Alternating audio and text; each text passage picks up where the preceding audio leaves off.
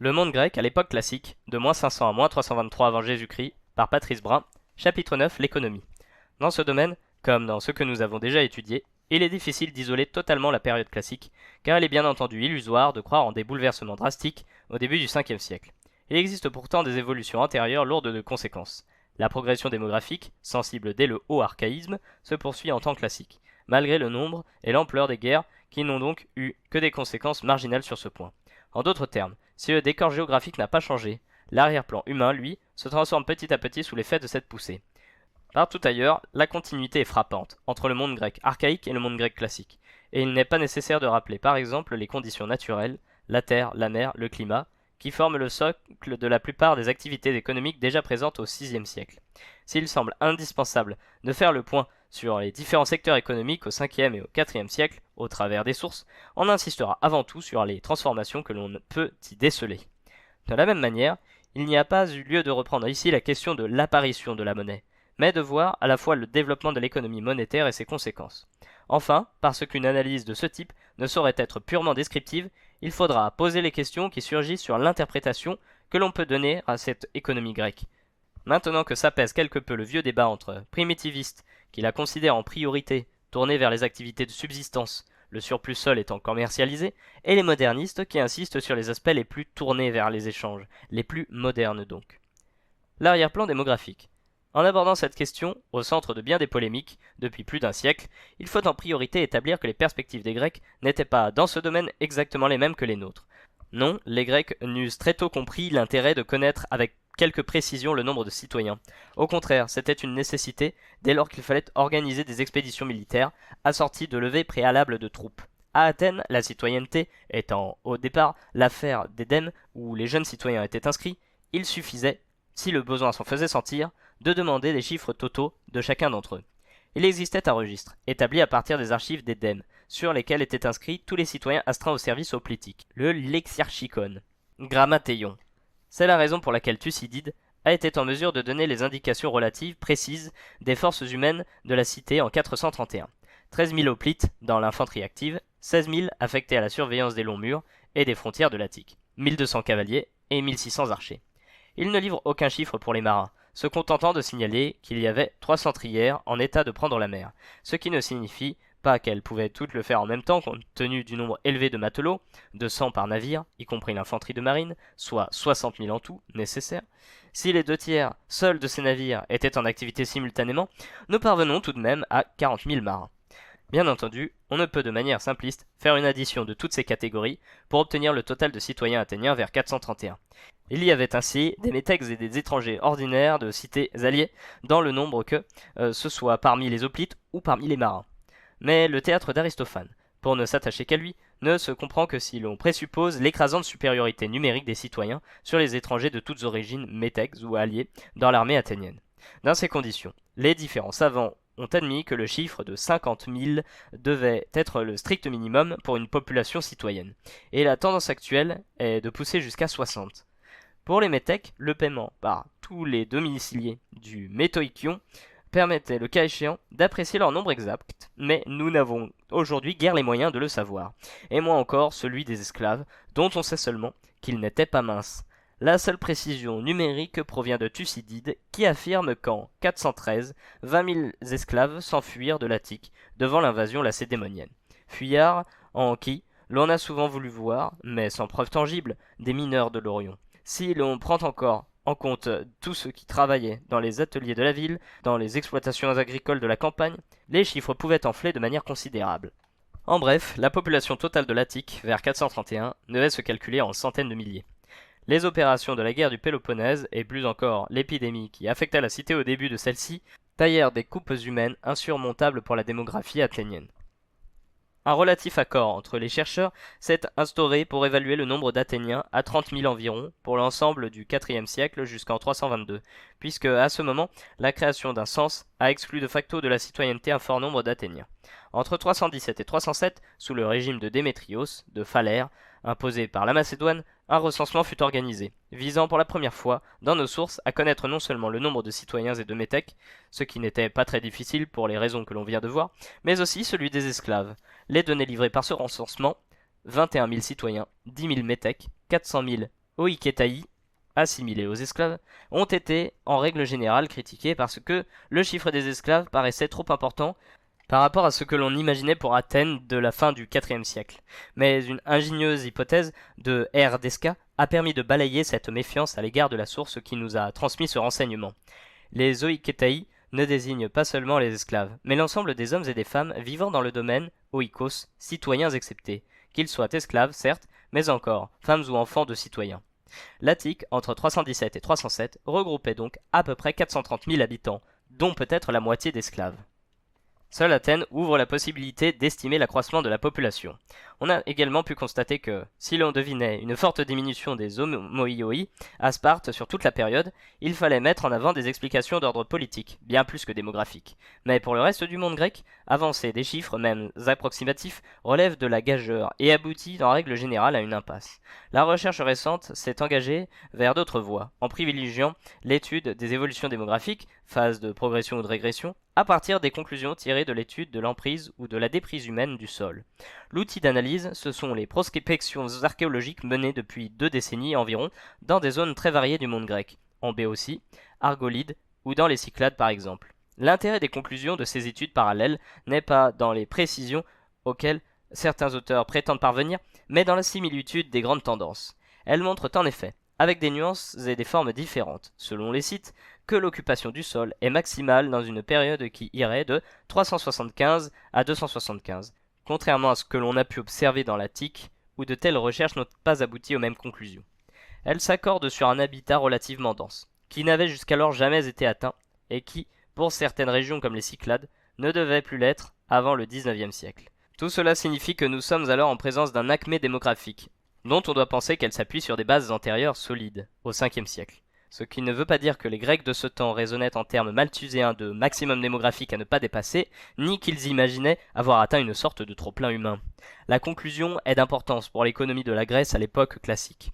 Comme nous aurons l'occasion de le constater, l'agriculture reste l'activité la plus importante et la mieux partagée. Et puisqu'il n'existe pas de révolution significative dans le domaine de la technique, tout accroissement de la production, indispensable pour répondre à un accroissement de la population, ne pouvait se faire qu'en augmentant la superficie du finage. Ce qui est souvent plus ardu dans une région aussi montagneuse que la Grèce, où les terres riches sont rares. La réponse des Grecs, des 8e et 7e siècles, à la première augmentation sensible de la population est connue. Ce fut l'émigration vers des pays réputés plus fertiles, même si la faim de terre ne fut pas la seule cause de la colonisation. Dès le 6e siècle, le mouvement s'était essoufflé, et à l'époque qui nous intéresse, il est quasiment éteint. La fondation autour des Athéniens, de la cité italienne de Turioi, en 445, et d'Amphipolis, en Thrace littorale, en 437. Celle de Pharos, en Adriatique par les Pariens, en 385, sont des phénomènes marginaux, que l'on ne saurait lier à des préoccupations uniquement démographiques, et de toutes les façons vouées à l'échec. La seule émigration de quelque importance que l'on put constater est la recolonisation de la Sicile dans la seconde moitié du IVe siècle dans le sillage de l'expédition du Corinthien Timoléon destinée à mettre fin aux luttes intestines qui ravageaient les cités siciliennes, alors que se profilait une nouvelle menace carthaginoise de l'île. Lorsque Isocrate propose, avec force et obsession dans ses discours, de lancer la colonisation de l'ouest de l'Asie mineure et d'y envoyer des mercenaires qui, à ses yeux, désorganisent les relations entre les cités grecques, ce n'est pas pour régler un problème qu'il poserait en termes démographiques. Aucun trop-plein de population ne transparaît dans les causes qu'il développe, et seules les raisons politiques sont avancées par le rhéteur, qui espère rejeter hors des frontières de la Grèce et à la conquête de la partie occidentale de l'Empire perse, ceux qu'il considère comme la lie de l'humanité. On n'oubliera cependant pas que le principe des cléroukies athéniennes, avec ses caractéristiques propres, la terre colonisée, devient terre civique, et il n'y a pas de coupure politique entre les deux, comme c'est le cas entre la métropole et la colonie dans une colonisation traditionnelle. Répond tout de même à un objectif similaire. Comment donner aux citoyens les moyens de vivre ou, dans certains cas, de survivre? Les réponses données par les Grecs au 5e et 4e siècle, qui ne disposaient pas tous de l'impérialisme, sont plus sophistiquées. S'il est impropre de parler de stagnation totale dans le domaine de l'agriculture par exemple, l'absence de progrès technique marquant interdit l'espoir d'une productivité accrue. Pourtant, on constate dans certaines régions, les plus dynamiques sur le plan démographique, la mise en culture de terres plutôt infertiles, jusque-là abandonnées pour l'essentiel à la vaine pâture. Une prospection dans l'une des régions de l'Attique les plus éloignées de la ville, le dème d'Athénée, situé non loin du cap Sounion, a fourni le témoignage archéologique de mise en valeur intense au IVe siècle, avec construction de fermes isolées. Le cas le plus éclairant est celui des Cyclades, où la pratique des cultures en terrasses étagées s'est développée à partir de la fin du 5e siècle de manière systématique, créant ainsi des champs artificiels sur les versants montagneux pour accueillir les récoltes indispensables à la nourriture des habitants. Le travail colossal que cela suppose atteste à coup sûr d'une main-d'œuvre importante, elle-même preuve d'une population nombreuse. On assiste parallèlement à une intensification relative de la production, avec la diminution de la veine pâture et l'essor de la stabulation des animaux, indispensable pour répondre à l'accroissement des terres arables. On a pu encore gagner des terrains cultivables grâce au drainage des zones marécageuses fréquentes dans le monde grec. Les marais fonds, on le sait bien par certains des travaux d'Héraclès qui se déroulent dans ce type de région, l'hydre de Lerne, les oiseaux du lac Stymphale, partie intégrante du paysage naturel de la Grèce, et, quoique répulsifs, ils étaient loin d'être inutiles à l'homme, car de tout temps utilisés comme terrain de pacage pour le gros bétail. Nous en avons une attestation chez Homère, l'Iliade 15-630 pour la source, et cette tradition a perduré. En 389, lors d'une expédition en Arcanie, Agésilas rafle le bétail qui paissait dans les marécages. Pourtant, les marais reculèrent et les témoignages en notre possession font remonter les travaux les plus significatifs au milieu du IVe siècle. Le grand lac Copaïs, en Béotie, commença à être progressivement asséché à partir du règne d'Alexandre, comme la plaine de Larissa en Thessalie. Un document épigraphique exceptionnel de la cité eubéenne d'Érétrie, daté de 315 environ, montre des travaux entrepris, mais non menés à leur terme, pour bonifier les terres humides. En fait, si les marécages avaient leur utilité dans le cadre d'une exploitation extensive, la poussée démographique rendait indispensable une meilleure valorisation des terres que seul le drainage pouvait permettre. Comme dans le cas de l'aménagement des versants cultivés, la bonification des terres basses réclamait une main-d'œuvre importante, ce qui était le cas au IVe siècle. Mais ces efforts semblent avoir été malgré tout insuffisants, et l'augmentation de la production n'a pas totalement répondu à la croissance démographique. C'est la raison pour laquelle le commerce, et singulièrement celui des céréales, s'est accentué durant la période classique. Un commerce dont le bassin égéen était pour ainsi dire le centre d'attraction. L'idée d'un système économique autarcique fut toujours davantage le ressort de l'idéologie que de la réalité, que ce soit au niveau d'une exploitation individuelle ou à celui d'une cité. Peut-être les conditions si spécifiques qui prévalaient à Sparte firent telles que la cité a pu, au moins au 5e siècle, vivre dans un circuit fermé avec sa lourde monnaie de fer sans valeur hors de la Laconie. Mais partout ailleurs, plus les années avancent, plus la pression démographique est forte, et plus la nécessité des importations de grains est sensible. En d'autres termes, une cité ne pouvait connaître de véritable essor démographique qu'à la seule condition d'assurer un approvisionnement régulier en nourriture que les terres en majorité infertiles du bassin égéen étaient dans l'incapacité de produire en quantité suffisante. L'impérialisme athénien est aussi une réponse à cette nécessité, mais il serait aventuré d'affirmer s'il en est la cause ou la conséquence. À dire vrai, dans le cas athénien, les deux mouvements, progression démographique et impérialisme, se sont renforcés simultanément l'un l'autre, peut-être aussi bien que les données soient trop imprécises pour tirer une conclusion identique. Une augmentation sensible de la population est-elle l'origine de la puissance politique grandissante de Thèbes et de la Macédoine au IVe siècle? Il n'est toutefois pas risqué de placer les questions démographiques au départ même de l'étude économique. Les guerres, aussi nombreuses et meurtrières, fussent-elles au IVe siècle par exemple, n'ont pas entamé les capacités de renouvellement de la population, ni enrayé une progression démographique sensible dans la seconde partie de l'âge archaïque. L'époque classique est celle d'un réel dynamisme qui devait rejaillir sur l'ensemble des activités économiques. Les activités primaires. Les carrières et les mines étaient nombreuses dans le monde grec. Les carrières, qui fournissaient la matière première aux grandes constructions, existaient partout, de préférence près des villes. Les latomies de Syracuse présentent le meilleur exemple d'une carrière de pierre située dans la ville même, mais les carrières de marbre du mont Pentélique, qui alimentèrent les chantiers de l'acropole d'Athènes, étaient, elles, situées à une vingtaine de kilomètres de la ville. Compte tenu des difficultés de transport, la commercialisation des blocs était rare, et la seule exception notable était le marbre de Paros, qui durant toute l'Antiquité fut transporté depuis les carrières du centre de l'île jusqu'à un port, et acheminé de là vers presque tout le monde grec. À un degré moindre, les carrières d'ocre étaient également exploitées à Chéos et Lemnos, mais on ignore dans quel cadre ces carrières fonctionnaient. Exploitation directe par la cité, par affermage comme on en a plusieurs exemples. Les mines étaient nombreuses dans l'espace grec, mais la production était en règle générale de faible quantité, et les filons assez vite épuisés. Ainsi, les mines de Sifnos n'ont-elles fonctionné sur un rythme significatif qu'au VIe siècle. Deux exceptions toutefois, le Laurion et le mont Pangée, dont l'exploitation permit aux puissances propriétaires du sol, Athènes et la Macédoine, de frapper un abondant monnayage.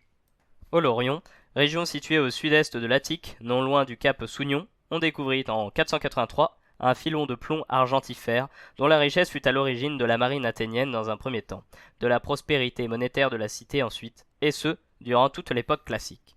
L'exploitation en était affermée à des concessionnaires, en général des citoyens, mais nous avons l'exemple de métèques Xysotèle, propriétaires ou loueurs des esclaves chargés d'extraire le minerai.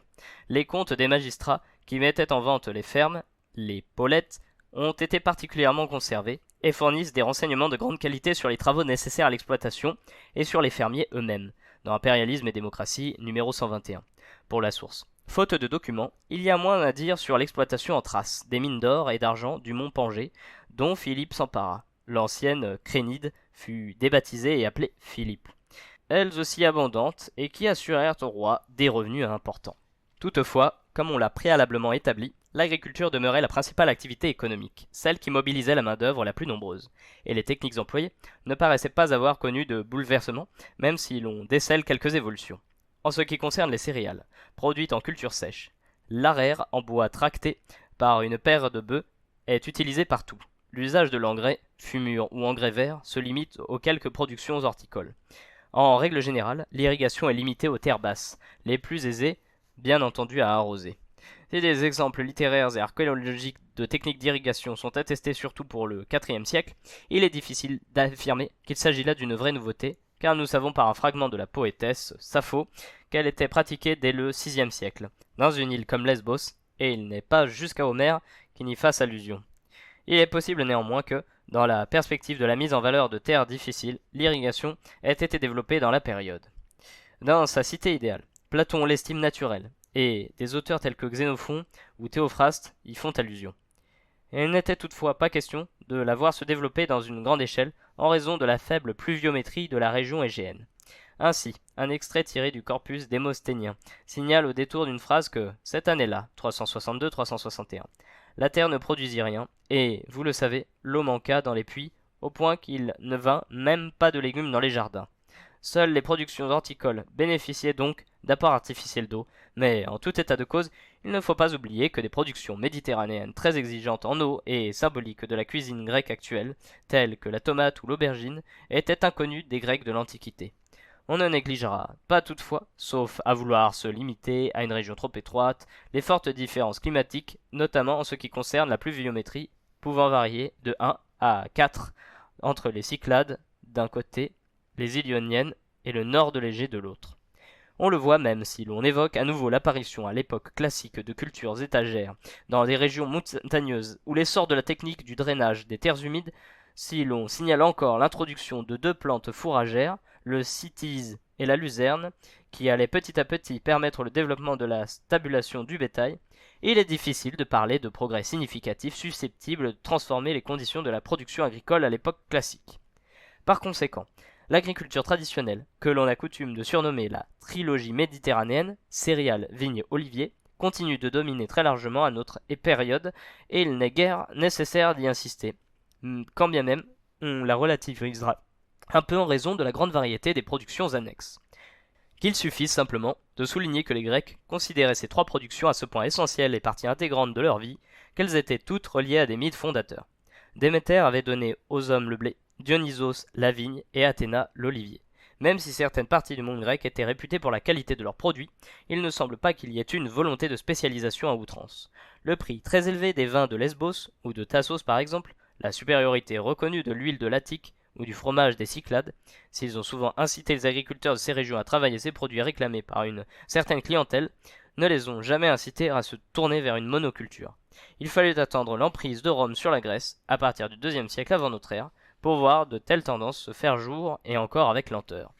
En d'autres termes, et même si nos sources laissent entrevoir avec l'Empire athénien une volonté de la cité hégémonique d'attirer à elle les produits les meilleurs, il est impossible de sortir de l'idée générale que l'agriculture grecque, terroir par terroir, cité par cité, était multiple et variée. Ce qui, on s'en rendra compte, plus loin, ne signifie pas qu'elle était uniquement vivrière. Pour ce qui concerne les céréales, blé et orge se partageant inégalement le terroir. L'orge domine essentiellement dans le sud du bassin égéen, Cyclades, Attique, en raison de ses moindres exigences en eau, alors que le blé l'emporte au nord de la péninsule balkanique et dans les terres périphériques, Occident, mer Noire. Mais surtout la jachère, avec rotation biennale, est indispensable pour laisser à la terre le repos nécessaire. La vigne faisant tout autant partie du paysage agricole, et il n'y a guère de région du monde grec à n'en point porter, il faut dire que la vigne et le vin, outre leur apport calorique qui n'est pas mince, sont plus que tout des productions culturelles et cultuelles. Fréquemment utilisé lors des fêtes et des libations, le vin était d'abord le signe d'une vie grecque et sa production une nécessité. La période classique vit-elle une recherche accrue de la qualité et la mise en place de techniques de vinification nouvelles? La question mérite d'être posée, tant les témoignages littéraires insistent à partir du 5e siècle sur l'excellence de certains crus. C'est ainsi le cas du vin de Thasos, vanté à de multiples reprises par Aristophane. Lysistrata fait ainsi jurer ses compagnons sur une coupe de vin de Thasos, et dont Xénophon soulignait le prix élevé, banquet, grand 4, 40 pour la source. La cité en avait réglementé le commerce, ce qui montre son importance dans la vie économique locale. Mais il faut bien dire qu'une position tendant à mettre en exergue des ruptures au 5e siècle ne reposait guère que sur des lacunes antérieures de nos sources, et l'argument par le silence est, on le sait, à manier avec une grande précaution. Peut-être les exigences en qualité devinrent-elles plus grandes, même si l'on savait, dès l'époque du poète Archiloque, reconnaître l'excellente qualité du vin de Naxos, île de naissance mythique du dieu Dionysos. L'huile tout autant produit culturel, donc grec, que le vin, les colons, partis en Asie centrale après Alexandre, apporteront à grands frais l'huile que ces terres ne pourront produire. Elle apportait certes les matières grasses indispensables à la nourriture, mais on en faisait aussi une grande consommation à la palestre, puisque les lutteurs s'en enduisaient le corps avant le combat. L'Attique, depuis l'époque archaïque, était la terre de prédilection de l'olivier, et une loi attribuée à Solon interdisait l'exportation de tout produit agricole excepté l'huile, preuve sans doute de son abondance relative dès ce moment. Mais l'agriculture méditerranéenne ne saurait être réduite à cette trilogie de base. Les arbres fruitiers étaient nombreux, figuiers, amandiers, noyers, et la production maraîchère, si elle privilégiait les cultures sèches, savait aussi, nous l'avons vu, utiliser l'irrigation pour des productions horticoles variées, melons, oignons, ail. Il y avait davantage de variétés régionales en ce qui concerne l'élevage. La frontière entre blé et orge correspond grosso modo à une autre ligne de partage entre pays de bovins et pays d'ovins. Les bovins réclament en effet des pâtirages riches et gras que seule une hygrométrie suffisante autorise. Le rivage trace de léger, le B, étymologiquement le pays aux beaux bœufs, l'Arcanie, l'Épia, étant des zones de prédilection de l'élevage bovin. Les bœufs coûtaient cher, et des sacrifices tels que l'hécatombe, littéralement un sacrifice de 100 bœufs, étaient réservés à des événements exceptionnels, les Panathénées, dans des cités riches. Non pourtant que cet élevage fût absolument exclu des terres les plus méridionales, car les bœufs étaient indispensables pour tirer l'arère par exemple, mais dans ces régions, le milieu était plus favorable au petit élevage, chèvres et moutons, si souvent mentionnés par ailleurs dans les sacrifices et les repas de fête. Enfin, l'élevage des chevaux se limitait à la Grèce centrale et du nord, Béotie, Thessalie, Macédoine, car c'était dans ces régions seules que l'on trouvait, outre un climat relativement humide, les plaines qui lui étaient indispensables. Les structures de la production. La prédominance de la petite propriété en pays grec a depuis longtemps été reconnue et le développement conjoint du type humain du propriétaire exploitant et celui des institutions civiques sont deux mouvements qui se sont renforcés l'un l'autre à l'époque archaïque.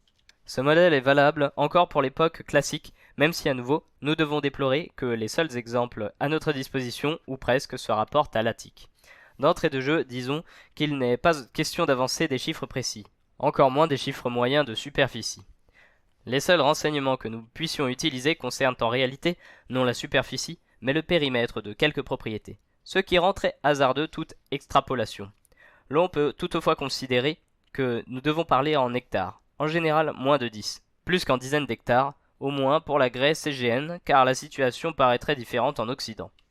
Les quelques fermes antiques découvertes dans les campagnes et étudiées de façon systématique, il s'agit d'une branche de l'archéologie en pleine expansion, prouvent que la ferme était entourée d'un enclos englobant des annexes destinées à abriter quelques têtes de bétail qui devaient éliminer les productions maraîchères et parfois les vergers. Plus loin se trouvaient vignes et champs. Cette description sommaire montre que la polyculture vivrière dominait largement. On peut en avoir quelques illustrations grâce à des inscriptions qui mentionnent des contrats de location de terres appartenant en général à des sanctuaires et donnent l'image d'une vraie polyculture.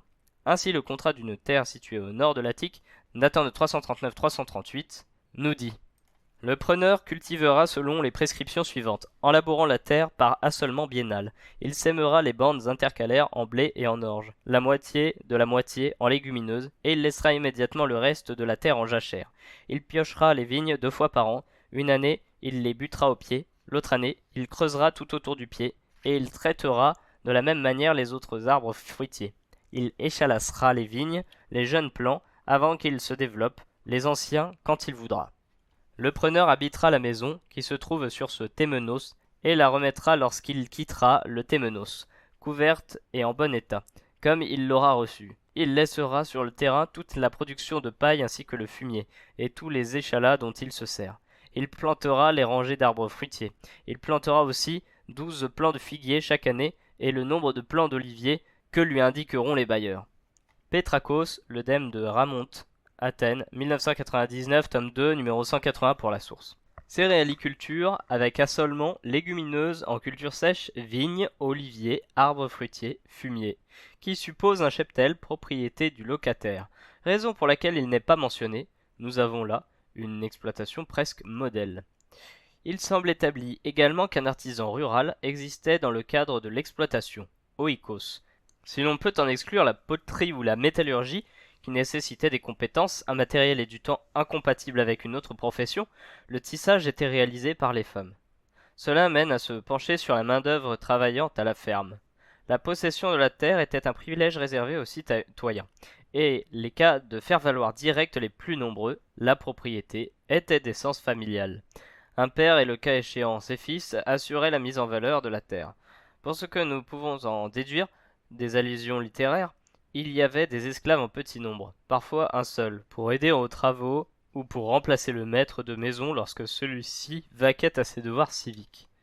Mais il faut éviter de tomber dans une description bucolique des durs et saints travaux des champs, éloignés de l'agitation néfaste de la ville, parce que derrière cette idée apparemment bénigne se cache une idéologie à peine voilée. Les œuvres d'Aristophane, notamment les Arcaniens, souvent mises en avant pour donner cher, cette petite paysannerie, simple et frugale, honnête et dure au mal, attachée à des valeurs sûres et traditionnelles, se prête aussi à des analyses plus critiques. Il s'agissait pour le poète, fervent défenseur d'une certaine tradition, de vanter les mérites de l'ancienne Athènes, celle des combattants de marathon, des agriculteurs fantassins, et non des artisans ou hommes de peine enrôlés dans la marine. C'est en partie lui qui, dans l'historiographie moderne, est à l'origine du mythe de l'autarcie, de cette capacité de l'exploitation à s'autosuffire pour l'essentiel, limitant la vente sur le marché au surplus, qui permettrait d'acheter ce que le paysan ne peut fabriquer lui-même, dont les outils. D'autre part, cette assimilation de l'agriculteur à un idéal type intangible du petit propriétaire exploitant ne doit pas être poussée trop loin. Certes, on l'a vu, a-t-elle quelque chance d'être acceptable pour l'Attique, et sans doute aussi pour les Cyclades, qui au IVe siècle tout au moins offrent l'image d'une structure identique. Mais c'est loin d'être le cas dans d'autres régions de Grèce. Sparte, on le sait, offre un profil tout à fait à part. Ce que nous pouvons connaître de régions plus septentrionales, comme la Thessalie, montre qu'il ne manquait pas de pays où la grande propriété, appuyée sur une noblesse et une population rurale soumise de longue date, les pénestes, était le modèle dominant. On peut s'interroger sur les raisons qui ont vu certaines régions préférer le modèle de petite propriété ou celui des grandes. On évitera en tout état de cause de jamais employer le terme d'origine latine latifundia. On a souvent mis en avant les prédispositions géographiques selon lesquelles un relief compartimenté en petites unités favorisait l'émergence de petites structures, un relief de plaine large l'apparition de grandes unités de production. Mais si cette explication a sa part de vérité, le déterminisme n'est pas tout, il y a sans doute aussi des contingences humaines et historiques qu'il n'est pas simple de démêler. De toutes les façons, même en Attique, il a existé de grandes propriétés. Au 5e siècle encore, le personnel politique de premier plan est constitué de descendants de familles riches dont on fait remonter les ancêtres connus au moins au siècle précédent, parfois plus haut. Et la richesse de ces familles est en priorité fondée sur la terre. Plutarque montre ainsi Simon, détenteur de vastes propriétés, et la fortune de Périclès, quoique moins importante, reposait sur des bases identiques.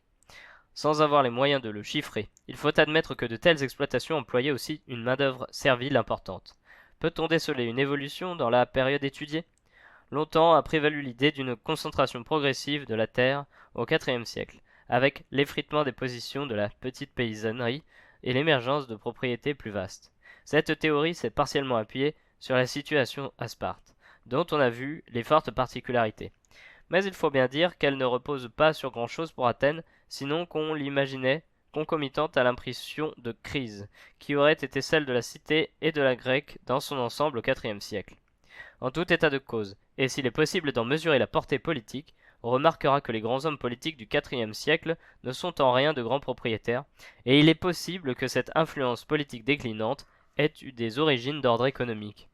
Dans le cadre de cette réflexion, la multitude croissante de mercenaires attestés après la guerre du Péloponnèse, mercenaires en qui Isocrate voyait les bas-fonds de l'humanité et le danger social principal de la Grèce, a souvent été considérée comme la preuve de l'existence de paysans sans terre, ruinés par les guerres incessantes. En réalité, la situation est beaucoup moins tranchée.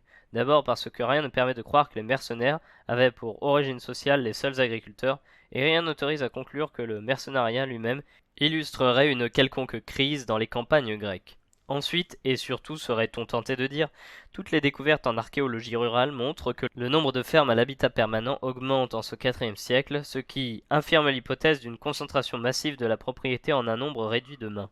Certes, les sources littéraires du temps, encore et toujours à Athènes, évoquent de grandes propriétés. Le discours attribué à Démosthène, contre Phaïnippos, se déroule dans un tel décor, et l'opuscule de Xénophon, l'économique, a pour cadre lui aussi un vaste domaine mis en valeur par de nombreux esclaves et régi par un intendant, lui-même de condition servile. Mais ces exemples sont marginaux, et l'on ne peut s'en prévaloir pour parler d'un mouvement général de concentration de la terre.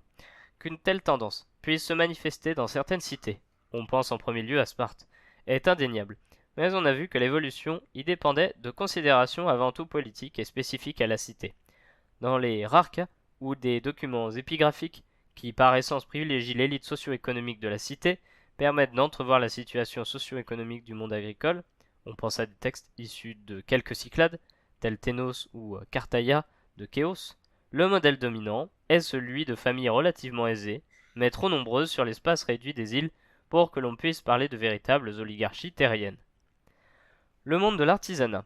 L'artisanat est, à l'époque classique, particulièrement développé dans le monde grec, et cela dans plusieurs domaines. Céramique, métallurgie, bois, cuir, textile, même si ce dernier était souvent une préoccupation féminine au sein de l'oikos familial, pour n'en citer que les principaux.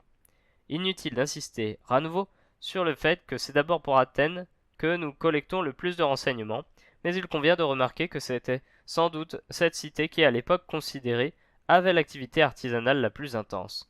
L'œuvre d'Aristophane, par exemple, met en scène tout un monde de petits artisans et de boutiquiers dont il est difficile de dire s'il est ou non révélateur d'une situation générale en Grèce. Néanmoins, l'orientation récente de l'archéologie vers l'étude de sites de potiers, découvertes multiples de fours, de dépotoirs d'artisanat, a permis de donner une dimension plus large à certaines de ces activités. Sur un plan général, ce qui frappe, c'est la ressemblance avec le monde de l'agriculture s'agissant des techniques et des structures de production.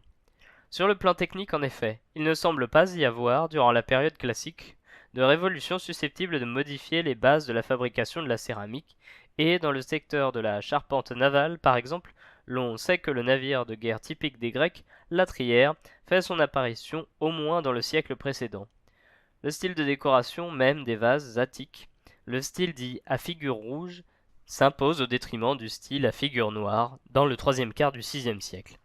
Les structures de production, de leur côté, ignorent, à l'instar de l'agriculture, l'existence de grosses entreprises et il est tout aussi hasardeux de vouloir déceler pour le IVe siècle une tendance à la concentration. Grâce au corpus rhétorique athénien, nous connaissons assez bien la taille et le fonctionnement des ateliers de Lysias, à la fin du Ve siècle, et de ceux du père de Démosthène, vers 375. Lysias et son frère Képhalos, métèque venu de Syracuse, possédaient 120 esclaves, mais l'on ignore s'ils travaillaient tous dans l'atelier de bouclier qui appartenait à l'orateur et à son frère. L'existence de 3 maisons dans la capitale décrite par Lysias, selon Érastosthène 19 pour la source, laisse penser que ce n'était pas le cas. Quant au père de Démosthène, il possédait 2 ateliers, l'un de couteaux, dans lequel 32 esclaves travaillaient, et un atelier de lit où y étaient affectés 20 autres. Et il s'agit là, d'après nos sources, d'ateliers parmi les plus importants de la ville. On voit donc qu'il est impossible de parler d'entreprises susceptibles d'atteindre la taille de nos usines.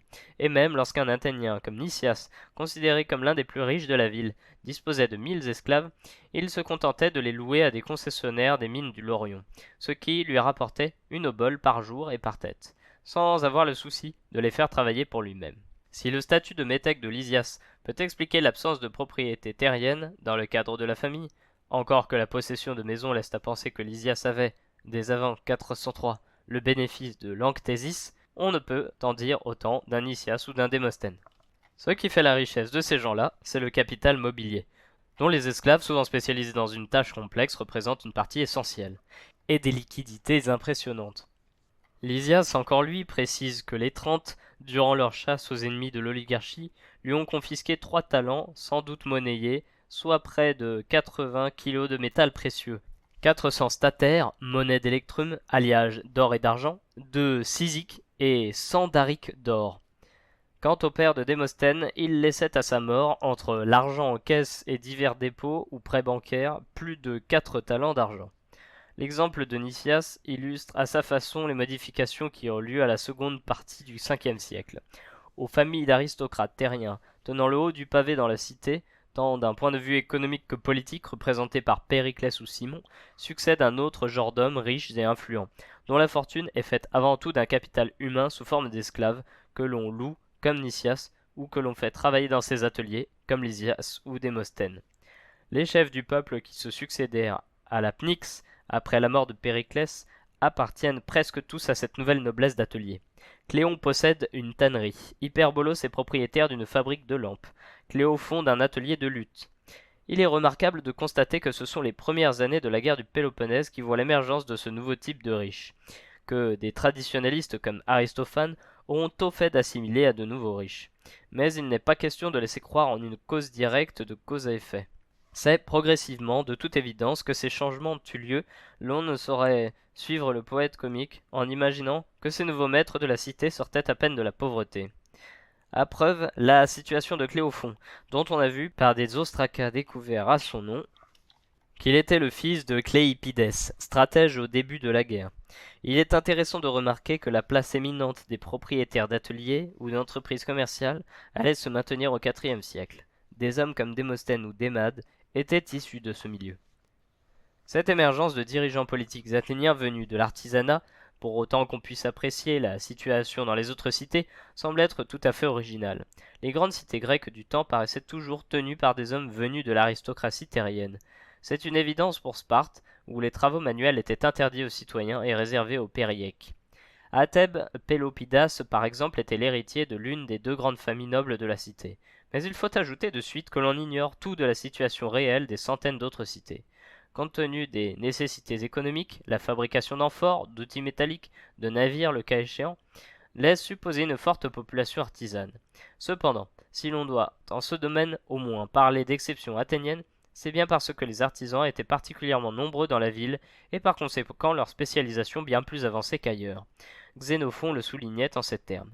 Début de citation. Dans les petites cités, ce sont les mêmes artisans qui fabriquent le lit, la porte, la charrue, la table, et qui bâtissent souvent la maison. Bien heureux encore si, avec tant de métiers, ils trouvent assez de clients pour vivre. Dans les grandes cités au contraire, où beaucoup de gens ont besoin de chaque espèce de chose, un seul métier suffit pour nourrir un artisan et parfois même une simple partie de ce métier. Tel chaussent les hommes, tel autre les femmes.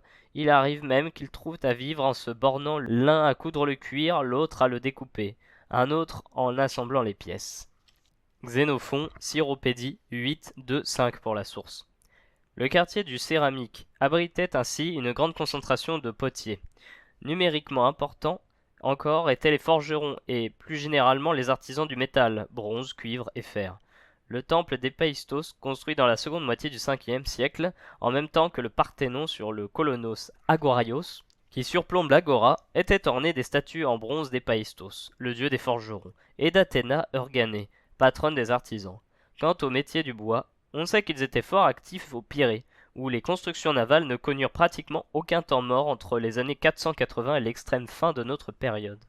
En quelque sorte, la majorité sociologique de la ville, on limitera la réflexion à la seule dimension urbaine d'Athènes, s'est à peu près identifiée à sa majorité politique. Le petit peuple des artisans fut dès le 5e siècle le fer de lance de la démocratie, même s'il n'est pas question d'assimiler les agriculteurs, les plus modestes en premier lieu, à des tenants de l'oligarchie. On comprend alors pourquoi des contenteurs de l'idéologie démocratique se défiaient de ce monde. Xénophon trouvait naturel de tenir les artisans dans le plus grand mépris, économique, grand 4-2. Et Platon mettait au dernier rang les qualités indispensables à la bonne formation d'un homme politique, l'habileté manuelle, la techné. C'est pourquoi les deux cités idéales, il préconisa dans la République tout d'abord, puis dans les lois, si elles ne pouvaient évidemment pas se passer de leur service, ne leur accordaient aucun honneur, aucun pouvoir politique. Le commerce. Les relations commerciales sont pour ainsi dire aussi anciennes que le monde dans la Méditerranée orientale. L'étude du monde grec archaïque indique à quel point la mer Égée avait été sillonnée par les marchands, pas seulement grecs d'ailleurs. Malgré les embûches qu'elle dressait sur le parcours des navigateurs, la mer était le vecteur qui unissait les hommes, et singulièrement les Grecs. Mais il ne faudrait pas assimiler toute forme de commerce au grand commerce maritime, même s'il drainait les sommes les plus importantes, et s'il a donc laissé dans nos sources les témoignages les plus marquants. Et il existait aussi des échanges de proximité, à l'intérieur d'une cité ou d'une cité voisine à l'autre, qui ne nécessitaient pas de capitaux impressionnants et ne représentaient pas pour les autorités une importance stratégique. Inutile de préciser qu'il n'a pas laissé beaucoup de traces dans l'histoire. Nous allons tenter de savoir dans ce domaine aussi s'il est possible ou non de distinguer une spécificité de l'époque classique et de déceler les évolutions au cours de la période. On devine pourtant l'importance de ce commerce à la lecture du théâtre d'Aristophane. Des paysans venaient à Athènes, sur l'agora, vendre le surplus de leur production personnelle, fromage, vin, légumes, fruits, et acquérir en contrepartie les biens nécessaires à leur vie que l'oikos ne pouvait produire, peaux, outils et autres. En ce sens, la ville joua probablement très tôt ce rôle de place d'échange, pouvoir d'attraction lié bien entendu à son rôle politique puisque la ville concentrait les lieux de décision. Ira-t-on jusqu'à parler d'une forme ou d'une autre d'exode rural? Sans doute, un tel mouvement a pu exister. L'essor du phénomène civique au IVe siècle dans des régions jusqu'alors peu touchées, comme la Thessalie, la Macédoine, à un degré moindre la partie occidentale de la péninsule balkanique, n'a pu que pousser en ce sens. Le développement urbanistique qui affecte l'ensemble des villes grecques à l'époque classique ne saurait de son côté être mis sur le seul compte d'une volonté d'embellissement et la construction par exemple de portiques sur les agories, très nette au IVe siècle, doit aussi correspondre à un accroissement de la population urbaine. On peut relever de multiples cas de construction de villes ex nihilo, telle Rhodes après le cynocisme de 408. Mécène après la libération du pays en 370 ou des déplacements urbains vers la mer comme la cité insulaire de Thénos au milieu du IVe siècle, de façon à ce que la ville jusqu'alors située sur un piton à l'intérieur des terres ne resta pas à l'écart du commerce maritime. Le Dème, dont la famille paternelle de Démosthène est originaire, Paiania, est un gros bourg rural du nord-est d'Athènes, mais dans les biens recensés à la mort de son père, aucun propriétaire rural n'existe plus. Nous sommes donc en présence d'une famille qui, au plus tôt après les réformes de Clisthène, puisque la démotique a été attribuée à ce moment-là, a quitté la campagne attique pour venir s'établir en ville. Pourtant, on ne saurait faire de cet exemple et de quelques autres un modèle, car nombre de faits avérés militent en faveur d'une position inverse. D'abord, on le répète, l'archéologie révèle qu'un habitat rural se développe au IVe siècle, et pas seulement en Attique. Ensuite, lorsque l'on lit sous la plume de Thucydide ou d'Aristophane la détresse des paysans obligés de se réfugier à l'intérieur des murs lors du déclenchement de la guerre du Péloponnèse, on comprend que le départ vers la ville était loin de représenter pour tous le modèle idéal. En fait, et faute de disposer bien entendu de données sûres, il est probable qu'une tendance à l'urbanisation est apparue durant notre période, sans doute de façon lente et irrégulière, rien qui puisse cependant ressembler à un mouvement d'une ampleur telle que l'a connu l'Europe occidentale entre 1850 et 1950. Lieu d'échange pour un commerce local, la ville était aussi, et de tout temps pourrait-on dire, la place d'un commerce plus large, maritime et international, serait-on tenté de dire. Et si le premier n'a laissé que peu de traces dans les sources, il n'en va pas de même du second, pour lequel nous possédons des documents variés. Les textes littéraires permettent d'apprendre que, au milieu du IVe siècle, Athènes se dota d'une législation propre à attirer les marchands étrangers vers le port du Pirée. On subsistait ainsi des discours prononcés au cours de différents commerciaux susceptibles de surgir entre les parties contractantes. Cela intéresse au premier chef une cité, Athènes, mais l'archéologie aide à comprendre que le développement commercial touche de façon à la fois inégale et convergente l'ensemble du monde grec. Les anses d'amphores timbrées au nom et au symbole de multiples cités, parmi lesquelles Cnide, Rhodes, Kos, Tassos, découvertes un peu partout sur le pourtour du bassin méditerranéen, donnent une image vraiment internationale des activités commerciales. Depuis 3 décennies, l'archéologie sous-marine a permis de faire des progrès décisifs dans notre connaissance des flux de marchandises et des navires de charge que l'on utilisait. Ajoutons que les inscriptions se font de plus en plus l'écho de la présence de commerçants étrangers dans des cités. Témoin la petite cité d'Archésine Domorgos, qui nous a livré grâce à des inscriptions honorifiques 4 attestations de pérégrination de toute évidence commerçante entre 355 et 330 environ. Androcion n'a porté tort ni aux citoyens ni aux étrangers venant dans la cité. R et O numéro 51. Se conduit bien envers ceux des Archésinéens qui se rendent à Rithymna. Épictétos aide de son mieux ceux qui se rendent à Terra. Cédez-vous pour les Archésinéens qui se rendent à Rhodes. Fin des citations. On peut donc tenter de donner une image assez globale de la réalité du commerce à l'époque classique, en rappelant tout d'abord comme une évidence qu'il n'est pas né avec le 5e siècle. Néanmoins, tous les indices à notre disposition vont dans le même sens, à savoir qu'il y a eu une accélération progressive et une généralisation durant ces 2 siècles du trafic maritime. De même, s'il n'est pas vraiment possible d'affirmer que le tonnage des navires est allé régulièrement en augmentant, des bâtiments d'assez gros tonnage ont été mis à la mer, dont nous avons, il faut l'avouer, les meilleurs témoignages au début de la période hellénistique. Une inscription de Tassos du IIIe siècle réglemente ainsi l'entrée dans le port des navires de 3000 et 5000 talents, 80 et 130 tonneaux. L'autre nouveauté réside dans les infrastructures maritimes. Si les constructions pour accueillir des navires de guerre offrent les plus nombreuses illustrations, on pense ainsi au célèbre arsenal de Philon, construit à Athènes à partir du milieu du IVe siècle pour abriter les coques de Trière et leurs agrès. On sait par l'archéologie ou des textes littéraires que des ports aménagés furent construits un peu partout en Grèce. Une œuvre peu sollicitée passe à la postérité sous le nom de Périple de la mer Égée. On l'attribue à un auteur connu sous le pseudo de Scylax. Il indique vers 350 environ les principales cités maritimes possédant un port, se limitant souvent à une simple grève, et nous indique que certaines étaient dotées d'un port fermé, sans doute par des môles assurant au port des eaux calmes, à l'abri des forts vents du nord. Le port de Mytilène ou celui d'Andros ont ainsi conservé, parfaitement lisibles dans l'ancien paysage portuaire, les vestiges de telles constructions. Des quais furent également bâtis, et l'on sait par Démosthène que des aménagements furent engagés à Égine, grâce au don d'un généreux métèque. Mais c'est encore Athènes qui fournit le meilleur exemple, abandonnant au tout début du 5e siècle la grève de Phalère pour le port en eau profonde du Pirée. Les Athéniens firent un choix lourd de conséquences, et on a déjà eu l'occasion d'évoquer les transformations de la place commerciale portuaire, l'Emporion du Pirée.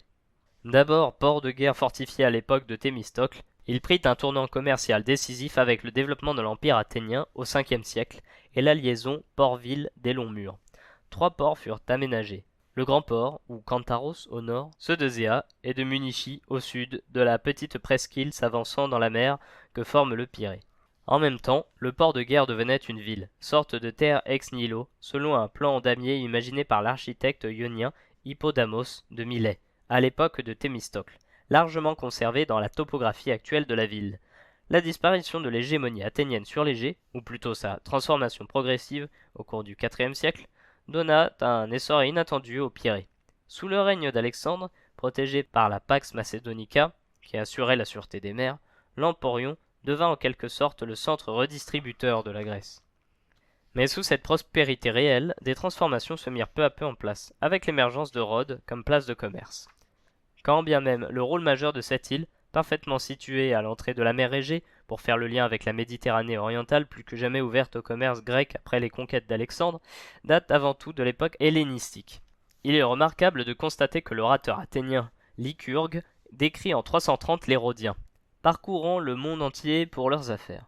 Léocrate, 18-19 pour la source.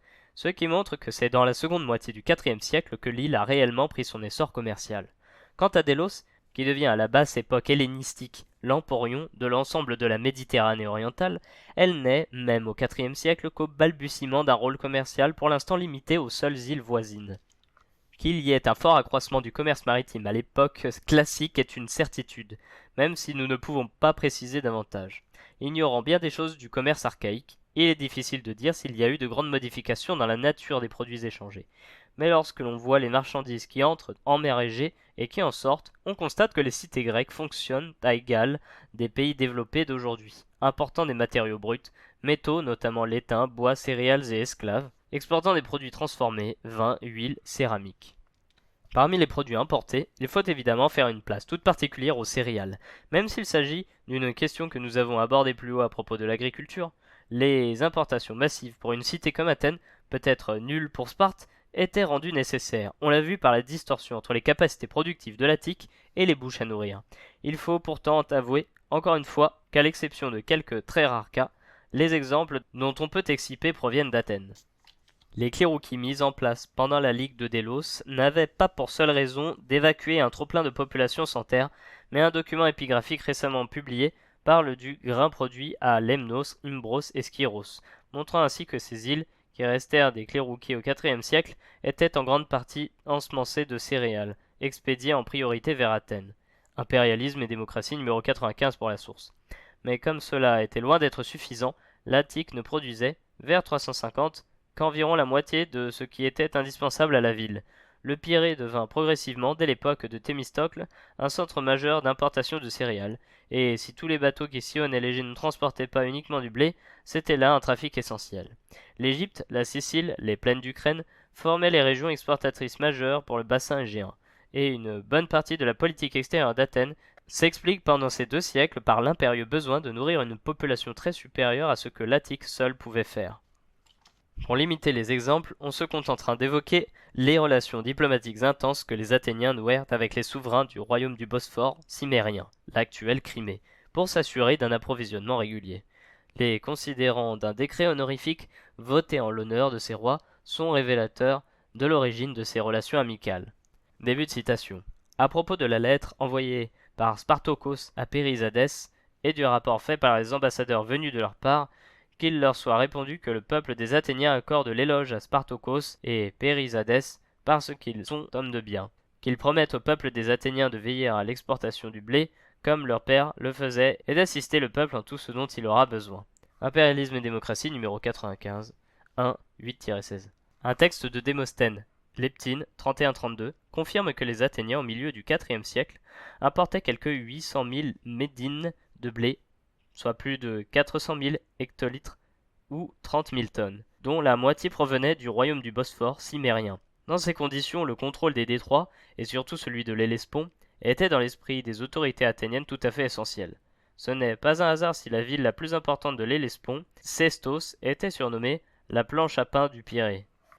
Pas un hasard non plus si la destruction de la flotte dans le détroit de 405 sonna le glas des espérances de la cité dans la guerre du Péloponnèse. En 340, un coup de main de Philippe de Macédoine contre un convoi chargé de blé à destination d'Athènes, perpétré en débouché septentrional du Bosphore, jeta les deux puissances dans la guerre. À une époque, le IVe siècle, où l'impérialisme n'était pas suffisamment pesant pour assurer un approvisionnement régulier, de bonnes relations diplomatiques étaient indispensables. Une autre inscription, gravée en 288, montre que ces accords dépassèrent nettement nos limites chronologiques et correspondent à une nécessité de fond qui transcendait les contingences politiques. De plus, des documents de nature similaire, mis au jour à Mytilène, prouvent que ces trafics de céréales ne concernaient pas uniquement Athènes, même si l'ampleur de sa population et l'existence subséquente d'un marché important faisaient du Pirée une place commerciale presque naturelle. On sait que l'approvisionnement en blé, qui, au dire de Xénophon, devait être au premier rang des préoccupations des hommes politiques, avait une valeur véritablement stratégique. Et l'on vient d'évoquer le casus belli que représenta en 340 l'agression macédonienne contre un convoi de blé à destination d'Athènes. Les produits exportés en masse étaient issus de l'agriculture et de l'artisanat. Le vin en tout premier lieu faisait l'objet d'un trafic intense à l'intérieur des terres grecques, mais aussi avec les régions barbares. La progression des recherches archéologiques a montré par l'étude des anses timbrées au nom et au blason de la cité exportatrice d'amphores et par l'analyse chimique des pâtes céramiques que les cités septentrionales de l'Égée, Thasos, Mendé, voire la petite île d'Ikos dans les Sporades septentrionales, commerçaient activement dans la mer Noire au IVe siècle. Mais les traces archéologiques, plus rarement littéraires, de ce commerce dépassent le seul cadre du pont Euxin, et l'Occident grec était aussi un lieu privilégié du trafic de vins égéens, sans parler bien entendu d'un flux régulier qui faisait d'Athènes un lieu d'aboutissement essentiel des vins grecs, et notamment des grands crus, qui y étaient fort appréciés, l'Attique ne produisant que des vins de qualité secondaire. L'Attique, justement, était la zone de production privilégiée de l'huile d'olive. Non qu'elle fût la seule région où les oliveraies étaient plantées, un peu partout en Grèce, Les oliviers étaient cultivés, même dans des régions où sa culture n'était pas aisée, les Cyclades par exemple, mais elle était manifestement celle qui en exportait le plus, et ce depuis bien longtemps, sans doute au moins autant de Solon. La géographie du district s'y prêtait bien, sèche sans être trop aride, abritait surtout du vent du nord, hostile à la croissance de l'arbre, et l'Attique passait comme le lieu de prédilection de l'olivier. Le mythe s'en empara, et Athéna passait pour avoir planté sur l'acropole le premier olivier lors de la dispute qui l'opposa à Poséidon pour le contrôle d'Athènes. Mieux, un rameau d'olivier était l'un des symboles annexes des monnaies athéniennes. Une production massive de céramique était indispensable pour fabriquer les conteneurs nécessaires au commerce du vin et de l'huile, en général sous forme d'amphores. Il s'agissait d'une production de masse qui n'était évidemment pas exportée pour elle-même, mais dans un but utilitaire. Les fours de Potier n'ont que rarement été recherchés par les archéologues. Les fouilles produites par l'École française d'archéologie dans l'île de Tassos sont une exception notable, et il est par conséquent difficile de se faire une idée de l'importance de cette fabrication et surtout d'en donner une date un peu précise. Par contre, les vases de luxe, ceux qui sortaient des ateliers du céramique à Athènes, n'étaient pas destinés, le temps du moins de leur transport, à recevoir quelque produit que ce soit. Le 5e siècle est la période de prédilection des vases à figure rouge, dont le commerce s'étendait de l'extrême occident grec jusqu'aux confins de la Scythie et en Égypte. Il décline largement tout au long du 4e siècle, concurrencé par les productions locales, qui copiaient souvent les originaux attiques. Il est fort difficile de démêler, pour le commerce athénien, ce qui est ressorti au dynamisme propre de l'économie athénienne et à la puissance politique. En d'autres termes, est-ce l'impérialisme qui a fait d'Athènes une puissance économique de premier ordre? Les éléments de réponse ne sont pas simples. En effet, il est évident à la lecture de l'histoire de Sparte qu'il peut être parfaitement légitime de dissocier les deux données, le succès politique et militaire de la cité à la fin du 5e siècle n'ayant à aucun moment donné une quelconque impulsion à l'économie lacédémonienne, qui paraît s'être contentée de thésauriser les produits de la victoire. Toutefois, il est indéniable que le pouvoir grandissant d'Athènes au 5e siècle eut un impact considérable sur son économie, mais que l'on ne se trompe pas de sens. À aucun moment, Athènes, comme l'ensemble des cités grecques, ne résonne en termes de marché à conquérir ou à conserver, comme le firent plus tard les empires coloniaux européens. Lorsque la cité se préoccupe d'un marché, c'est avant tout pour s'approvisionner à moindre coût, en biens indispensables d'abord, en céréales, puis en produits de luxe, que la prospérité athénienne pouvait largement payer. Un fragment d'un poète comique du 5e siècle, Hermippos, illustre ce propos. De Cyrène, la tige du silphium et le cuir de bœuf, de l'Hellespont, les maquereaux et tous les poissons salés, de Thessalie, le gruau et les côtes de bœuf, voilà les apports de ces régions. D'Égypte, des voilures suspendues et des rouleaux de papyrus, de la Syrie, l'encens. Syracuse fournit le porc et le fromage, la belle Crète du cyprès pour les dieux, la Libye, beaucoup d'ivoire scié, Rhodes, des raisins secs et des figues qui procurent des rêves agréables. De B proviennent les poires et les grosses pommes. De Phrygie, les esclaves, et d'Arcadie, les soldats auxiliaires. Sidon donne les fruits de palmier et les fleurs de la farine de froment. Carthage, les tapis et les oreillers colorés. Athènes, des hypnosophistes, grand 1, 27-28. Reste que la qualité de l'artisanat athénien, sans importance quantitative, jointe à l'émergence puis au développement de l'Emporion ou du Pirée, eux-mêmes dus pour une grande part à l'hégémonie athénienne sur l'Égée, favorisèrent les produits athéniens qui repartaient dans les cales des navires en échange des marchandises venues des quatre coins de la Méditerranée. Durant l'époque hellénistique, le vin de Rhodes, qui ne passait pas, c'est un euphémisme, pour le meilleur de la Grèce, circulait un peu partout, sans doute en raison du rôle considérable de l'île dans l'économie du temps. La monnaie. Et il n'est pas question d'aborder ici la question de l'origine de la monnaie, très antérieure au début de notre période. Lorsque commence le 5e siècle, fort nombreuses sont les cités à frapper monnaie avec régularité sur le continent européen. Dans les îles et en Asie mineure, la domination perse n'ayant pas empêché le développement du phénomène. Quelques cités résistent encore. La plus célèbre, Sparte, n'a connu, et même après le 4e siècle, qu'une méchante monnaie de fer, pesant lourd et valant peu. Sans doute a-t-on raison d'y voir une volonté des autorités spartiates de favoriser une forme d'autarcie. Mais à rebours, il n'est pas interdit de penser au contraire que c'est parce que la structure socio-économique de la cité fonctionnait selon le principe d'une large autarcie qu'il n'était pas nécessaire de frapper monnaie. En d'autres termes, à partir d'une évidence concrète, la cité ou ses apologistes postérieurs ont édifié une théorisation et une volonté politique et morale. D'autant que Sparte, n'est pas la seule cité à ne pas frapper monnaie. Byzance, par exemple, que la situation au débouché du détroit du Bosphore et le site d'abri très favorable formé par la Corne d'Or, n'a pourtant commencé à frapper un monnayage qu'au milieu du 5e siècle. On doit alors supposer que les Byzantins utilisaient les monnaies des autres cités, Égine puis Athènes, pour leurs échanges. Mais ce n'est peut-être pas aussi simple. En effet, et même si le meilleur exemple doit être emprunté à l'extérieur du monde grec, l'on sait que les Phéniciens, qui y passaient dans l'Antiquité comme d'inlassables marchands, n'utilisèrent de monnaie que tardivement pour leur commerce, et préfèrent le principe du troc. Il faut attendre le milieu du 5e siècle, au plus tôt, pour que Tyr et Sidon émettent leur premier monnayage. Ce rappel dit assez que la monnaie n'a pas créé le commerce, c'est que la monnaie, de par ses origines, est tout autant un instrument de justice et de justesse. Le mot grec, pour la désigner, nomisma, est directement dérivé de nomos, la loi, donc politique, autant qu'économique et financier. Il est par contre sûr que l'authentification par la cité émettrice d'un flanc de métal fin au poids garanti ne pouvait que rassurer les divers contractants d'un échange sur l'équilibre de ce dernier, et donc in fine d'en favoriser la conclusion.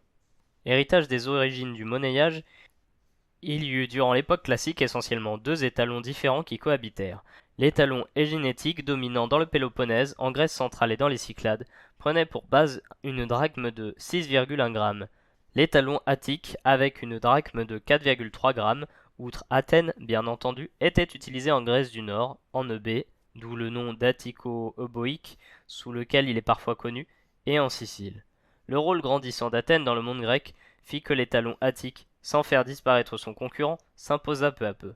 Son adoption par Philippe de Macédoine, puis surtout par son fils Alexandre après la conquête de l'Empire perse et la mise en circulation monétaire des immenses réserves de métal précieux thésaurisées par les souverains achéménides, accentua la victoire, à bien des égards posthumes, de l'étalon attique. Au 5e siècle, la richesse des mines argentifères du Laurion, en Attique, permit la frappe d'un très grand nombre de pièces d'un alloy de premier ordre, et cette quantité fut la première responsable de la disparition du monnayage des autres cités, notamment de celles qui ne mettaient que peu d'exemplaires en circulation. La sphère d'influence égéenne d'Athènes vit peu à peu la drachme athénienne régner en maîtresse absolue. Mais il est fort délicat de dater avec précision ces disparitions qui ne sont pas toutes contemporaines les unes des autres. On doit se poser la question de l'attitude des Athéniens vis-à-vis de leurs alliés dans ce domaine aussi. D'autant plus qu'une inscription qui a fait couler beaucoup d'encre, le décret de Cléarchos, imposa aux alliés l'usage des monnaies, poids et mesures athéniennes. Citation. Que les gouverneurs, les archontes, dans les cités, une fois le décret gravé sur une stèle de marbre, le fassent installer sur l'agora de chaque cité et les responsables, épistataï, devant l'atelier monétaire.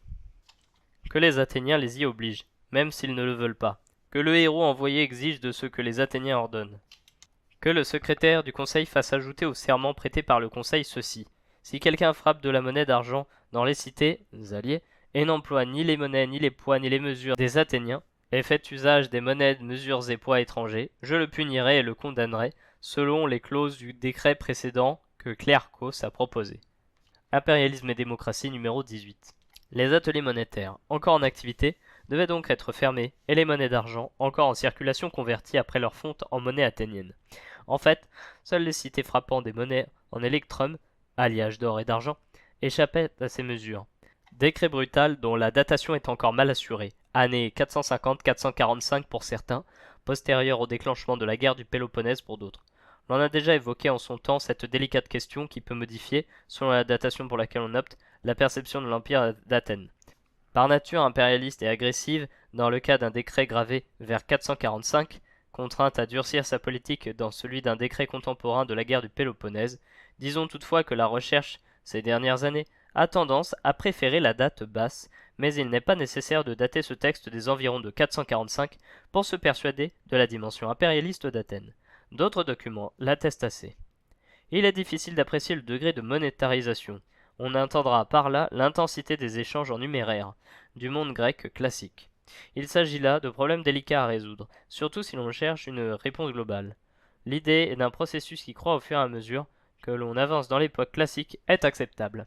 L'activité permanente dans le Laurion, durant les 2 siècles, avec certes des hauts et des bas, l'impulsion très vive donnée à l'extraction de l'or et de l'argent dans les mines du Pangée par Philippe, tout cela n'est guère contestable et dut assurer la progression régulière des quantités de métal fin en circulation. D'autre part, Divers indices rendent compte de l'intrusion de l'élément monétaire dans la vie quotidienne. L'apparition progressive des indemnités politiques à Athènes dans le cours du 5e siècle, le développement du mercenariat, sont des marques révélatrices de la diffusion de la monnaie dans toutes les couches de la société. La raréfaction des ressources métalliques dans les dernières années de la guerre du Péloponnèse obligea les autorités athéniennes à recourir à la monnaie de bronze, de très faible valeur intrinsèque. Preuve que les Athéniens ne pouvaient plus se passer de l'outil monétaire. Même une cité comme Sparte, rétive au monnayage, dut en accepter le principe. On a déjà dit que la loi de l'effort, Epithadeus, en vigueur à Sparte, à partir du début du IVe siècle, permettait la vente du cléros. En 382, les préparatifs de l'expédition péloponnésienne contre Olynte prévoyaient que les alliés pourraient se libérer de leurs obligations en hommes à condition de verser une indemnité en argent. Sans doute parce que la monnaie circule en abondance, elle influe dès lors sur l'économie qu'il n'est plus abusif de qualifier de monétaire. Mais on devine, plus que l'on ne peut quantifier, des transferts de propriétés foncières plus fréquents. Un passage de Xénophon les illustre en évoquant la figure d'un agriculteur achetant des champs incultes pour les revendre une fois mis en culture, en récupérant dans la transaction un bénéfice substantiel. Ce mouvement ne touche pas seulement Athènes, puisqu'on a vu que des inscriptions de la seconde moitié du IVe siècle découvertes dans d'autres régions de la Grèce vont aussi dans ce sens. Par exemple, le texte IG 12 5 872 registre des transactions immobilières publiées par les autorités de la cité de Ténos dans les Cyclades montre que plus de 70 000 drachmes, presque 12 talents, ont changé de main en l'espace d'un peu plus d'une année, ce qui prouve la présence d'importantes liquidités dans cette petite île. Bref, c'est l'ensemble du monde grec qui au IVe siècle semble se convertir à l'économie monétaire. L'exemple de Ténos permet d'approfondir l'analyse car il ne s'agit pas d'une île très riche, ni célèbre pour une production spéculative particulière, susceptible d'être recherchée, ou d'un vin renommé ou d'un minerai abondant. C'est précisément cet aspect banal de l'île qui éclaire ce qu'est devenu au milieu du IVe siècle l'agriculture dans le monde grec, à savoir une activité intégrée dans un réseau commercial actif. Bien entendu, il ne saurait être question d'imaginer Ténos, pas plus que les autres cités à l'exception d'Athènes, comme la plaque tournante d'un quelconque trafic. Mais la quantité de numéraire induite par les transactions immobilières révèle l'existence d'une agriculture non tournée exclusivement sur elle-même, mais bien d'une agriculture commerciale. On n'ira pas jusqu'à dire spéculative, mais où les surplus sont exportés. Le trafic devait se faire au IVe siècle dans le cadre d'un réseau plus régional qu'international. Hormis Athènes, encore une fois. Pour reprendre l'exemple de Ténos, on peut parler d'un réseau cycladique dont le centre était Délos. L'île Sainte ne jouait pas encore le rôle qui lui fut dévolu à partir du milieu du IIe siècle, mais elle fonctionne grâce au trésor d'Apollon, comme une place déjà financière. Le dieu faisait en effet des avances aux cités comme aux particuliers à un taux de 10%. Et, aspect intéressant du prêt, il ne se souciait pas du remboursement des intérêts annuels, et peu de celui du capital. Le passage ci-dessous est extrait des actes des magistrats chargés de veiller aux intérêts du dieu, les amphictyons, donne une idée de la variété de ces prêts. Dieu, voici les actes des amphictyons des Athéniens. Depuis les débuts de l'archontat de Caléas, 377-376, jusqu'au mois de Targélion, de l'archontat d'Hippodamas, 375-374, à Athènes, avant-dernier mois de 375-374. Liste des cités qui ont payé sur l'intérêt qu'elles devaient. Mykonos, 1260 drachmes.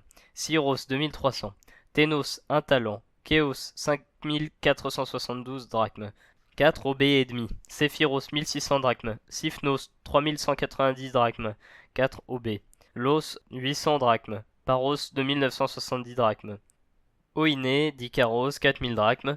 Terme d'Icaros, 400 drachmes. Total de l'intérêt reçu des cités, 4 talents, 3993 drachmes. 2 OB et demi. Je note que je raccourcis la citation dans le livre. À la suite de ce qui était dû pour les cités, on trouve la liste des remboursements de particuliers et enfin une liste des dettes non payées. La citation est issue d'Impérialisme et démocratie numéro 120. Car le IVe siècle voit l'émergence et le développement des activités bancaires. Sans doute certaines transactions préexistaient-elles. Après tout, les premiers banquiers apparurent en même temps que la monnaie, si l'on peut dire, en raison de la présence de systèmes monétaires parallèles qui n'avaient pas valeur libératoire partout. Leur tâche initiale fut donc de changer l'argent en se réservant un agio. sans que l'on en comprenne les raisons, à moins que ce ne soit tout simplement lié à un accroissement d'argent monnayé consécutif à la guerre du Péloponnèse. Les activités de prêt prennent de l'ampleur au IVe siècle, et il est bien possible que ce soit, comme l'exemple de Délos le montre, avec les offrandes métalliques consacrées dans les sanctuaires, que les premiers prêts sur une grande échelle aient été consentis.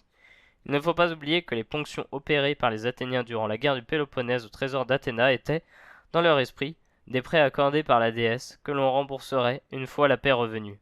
Il est vrai qu'il y avait de quoi être tenté.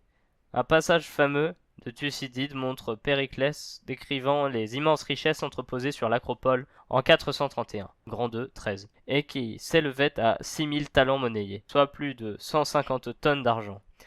Lors de la guerre sacrée, les Phocidiens utilisèrent dans le même esprit les richesses du sanctuaire d'Apollon à Delphes, considérant qu'ils y étaient chez eux et pouvaient sans inquiétude engager des emprunts auprès du dieu.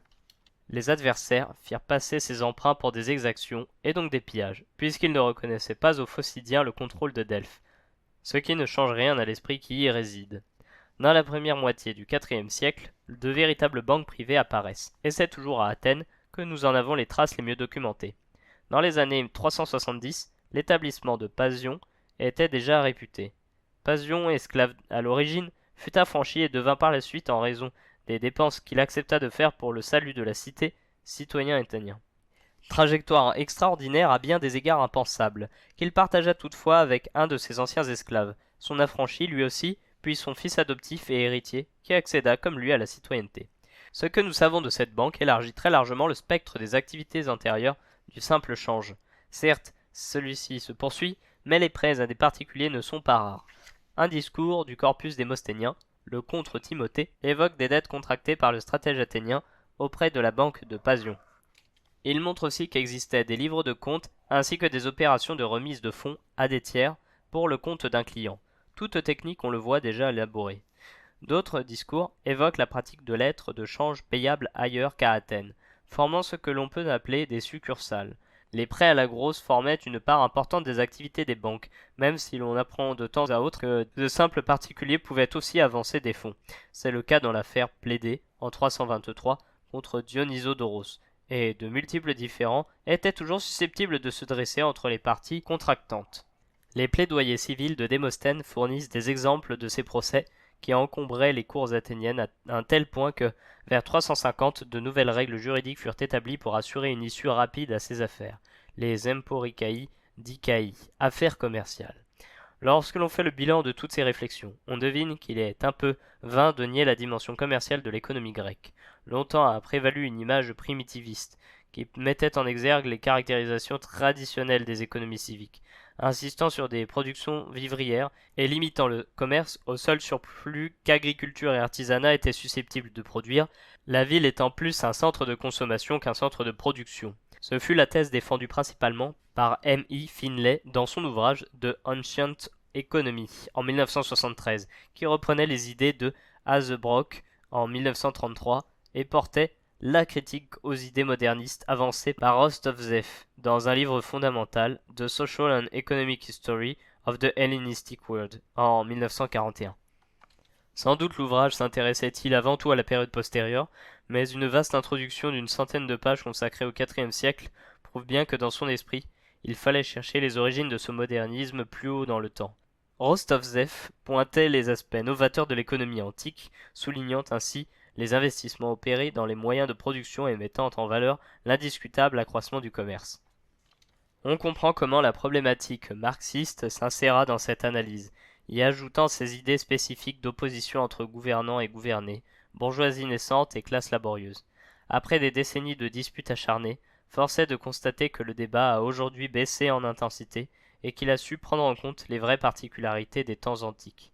On l'a vu à diverses reprises avec Athènes, lorsque la cité se préoccupe des choses commerciales, ce n'est pas souvent pour débusquer d'hypothétiques marchés susceptibles de servir de débouché aux productions civiques.